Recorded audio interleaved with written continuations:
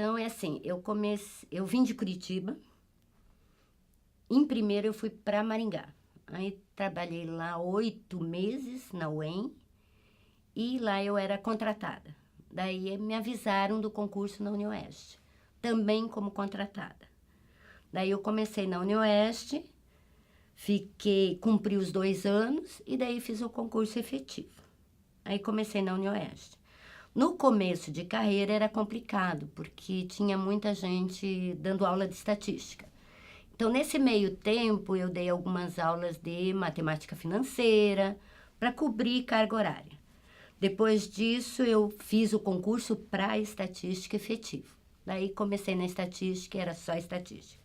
Aí a gente tem aqueles problemas de horário de aula, era de manhã, de tarde e de noite. Estatística, a gente dava aula para todos os cursos, então a gente tinha que ir se adaptando desde economia, administração, área da saúde, e a gente ia se adaptando em todos os cursos. Daí foi indo, fiquei na estatística e comecei a me dedicar mais na área da saúde, na estatística. Nos últimos anos eu trabalhei mais com a área da saúde. Aí as áreas que eu mais gostava de dar aula era na pedagogia e na saúde. E foi onde eu parei. Aí a pedagogia tirou a estatística do curso, eu parei de dar aula na pedagogia. Daí fiquei mais na área de saúde, enfermagem, medicina, odonto e nos cursos da área de saúde. Foi aqui que eu conheci o meu marido, foi aqui que eu casei e foi aqui que eu tive filho. Minha filha participava comigo, inclusive, de aulas, que eu tive a filha. Na época eu fazia especialização, ela vinha comigo, assistia aula comigo, e a gente se revezava, eu e o Jacó, o pai da Camila, onde ele ficava de vez em quando com ela em sala de aula, que ele é professor da enfermagem, e eu ficava com ela em sala de aula também. Então, ela participou de muitas aulas com a gente. O que eu tive de gostoso na Unioeste? As aulas. Eu sempre gostei muito de dar aula. O que eu não sinto saudade da Unioeste? Reuniões. Essas reuniões que conversa, discute e não dá tempo de se fazer muita coisa. É muita reunião para pouca solução. Então, era coisa assim que me cansava, era reunião. Agora, dar aula era uma delícia. Tive muitos erros durante minha carreira e coisas que eu estou vendo hoje em dia. Pequei, tive muitos pecados. Não me culpo por isso, de jeito nenhum, porque eu acho que faz parte da vida profissional. Você se conhece nos seus erros. O bom é você tomar consciência deles e evitar de repetir. Não digo que eu não tenha repetido, porque é muito difícil a gente se desvincular de alguns hábitos que não são bons. Mas o que eu tive na Unioeste foi muito bom. Muitos amigos, alguns eu não digo que foram inimigos. Teve gente que não gostava de mim, assim como tinha gente que eu não me adaptava também. Então, quer dizer, essa troca profissional sempre existe, tanto de um lado como do outro. Eles estavam errados? Não. Algumas discussões eles estavam muito certos, mas às vezes a gente se apega a certas situações, digamos assim, de achar que a gente está certa. E a gente prega tanto no achar que a gente está certa, que a gente não vê que os outros é que podem estar certos. Então, isso era um problema muito sério que eu enfrentei e que, com a maturidade, no final de carreira, é que eu fui percebendo. Então, hoje em dia, eu respeito muito os novos que estão entrando. Eles têm esses direitos a erros. Eles têm direito a erros, a enganos e a dificuldades de mudança. Assim como os antigos, aquela velha história, os velhos já estão ultrapassados. Não, os velhos já conhecem muito. Então, a coisa cai na mesmice para os velhos.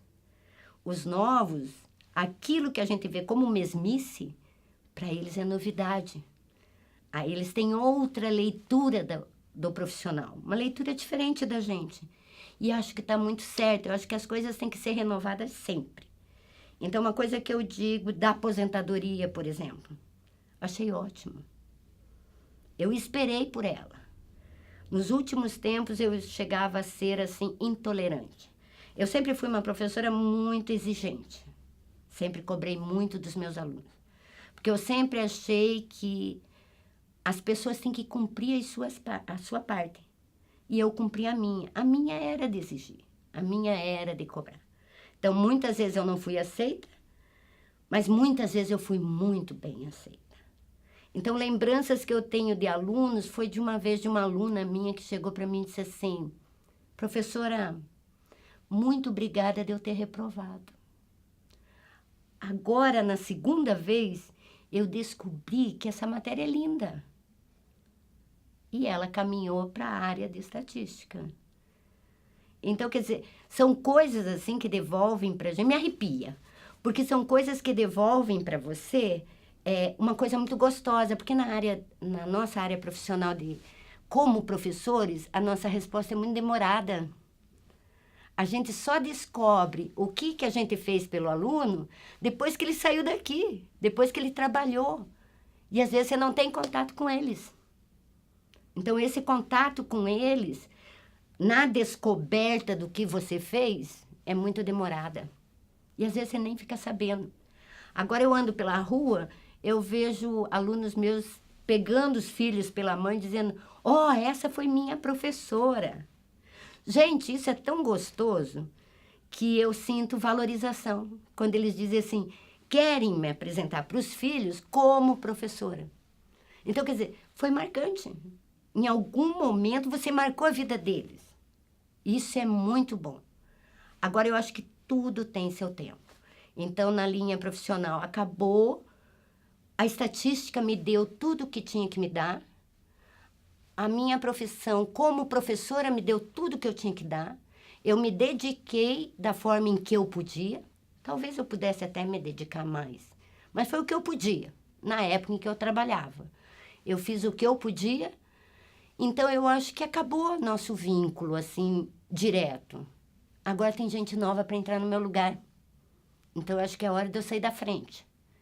E esses novos vão começar uma nova história, vão escrever uma história nova para a UniOeste, caindo nas mesmas coisas de aula, de reunião, mas com outra leitura.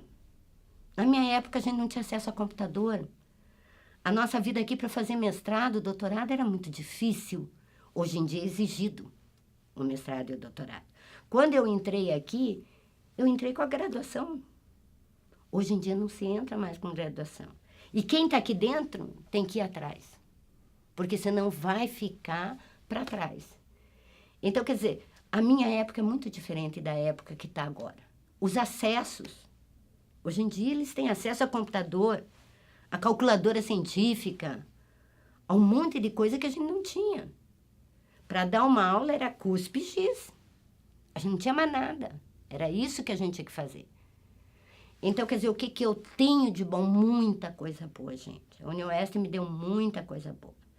Teve problemas? Claro que eu tive. Muitos problemas com alunos, né? A falta de entendimento da minha posição ou eu da posição deles. Então, a gente entrava em atrito. Então, quer dizer, eu acho que tenho a ida e a volta. Né? Eu não posso dizer que o aluno foi ruim. Não. Ele foi ele. E eu fui eu. E, às vezes, esses dois eus não batiam. Mas foi uma coisa muito boa da UniOeste. Agora, a aposentadoria também é muito boa, gente.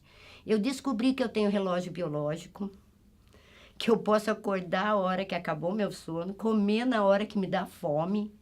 A gente não tinha isso enquanto professora. E era porque a profissão exigia e a gente trabalhava em função disso. Então, a gente ficava aqui praticamente 24 horas. Então, era a hora de almoço, tinha aluno fazendo pergunta. Era a hora em que a gente estava no corredor, tinha aluno fazendo pergunta. Eles estavam errados? Não. Eles estavam na busca do conhecimento no horário deles, no tempo deles. Só que, às vezes, o tempo da gente não é o mesmo. E é nessa parte que, às vezes, a gente entrava e, como é que eu posso dizer? Eu ficava intolerante.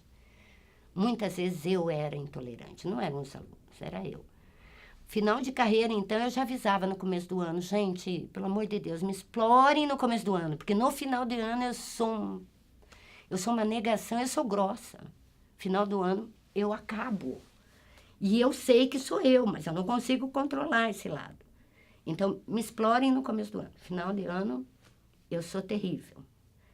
Então, era assim. A minha exigência de grau era tão grande que quando eu trabalhava em uma sala perto do centro de exatas, ali, que era o meu centro, aí quando eu colocava as notas finais, era uma gritaria, era uma choradeira que todo mundo sabia no centro. E a Débora colocou as notas na parede. Então, eles já sabiam que eu tinha divulgado as notas. Então, tem um monte de coisas assim que eu fui descobrindo depois, tipo que eu era nome de trote. Existe nome de turma. Professora homenageada, eu era nome de trote. Então, os alunos, os veteranos usavam o meu nome para fazer guerrinha fria com os calouros. Ah, você vai pegar a professora Débora, ah, você vai estudar com a professora Débora. Então, tinha essas coisas. A minha fama era realmente de carrasca ruim. Agora, quem passou comigo, passou com glória. Não vai esquecer nunca que passou. Mas o aluno passou, não fui eu que passei ele. Essa certeza todos os alunos carregam com eles. Então, eles nunca vão poder dizer assim, ah, a professora me reprovou. Não. Eles têm a consciência de que eles conquistaram ao passar e de que eles estavam deficientes ao reprovar. Houve problemas nessa passar e reprovar? Houve. Claro que sempre tem aluno que não devia passar e passava, né? E aluno que devia passar e não passava.